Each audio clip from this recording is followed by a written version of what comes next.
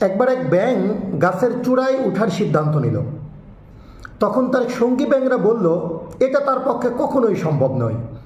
এবং সেই ব্যাঙটি গাছে ওঠা শুরু করলো এবং যত উপরে উঠতেছিল তত তার সঙ্গী ব্যাঙরা তাকে হাত নাড়া দিয়ে বলতে লাগলো, তোমার পক্ষে কখনোই গাছের চূড়ায় ওঠা সম্ভব না।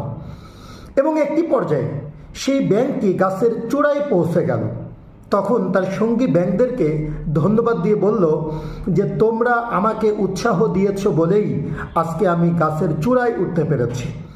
তখন তার সঙ্গী ব্যাঙরা বলছিল যে কই, আমরা তো তোমাকে উৎসাহ দেইনি, আমরা তোমাকে নিরুৎসাহিত করেছিলাম যে তোমার পক্ষে কখনোই গাছের চূড়ায় ওঠা সম্ভব না। তখন ব্যাঙটি বলল যে আসলে বন্ধু, আমি হচ্ছে বধির, আমি কানে শুনি না। তোমরা যখন হাত নাড়া দিয়ে আমাকে নিরুৎসাহিত করছিলে তখন আমি ভাবছিলাম সম্ভবত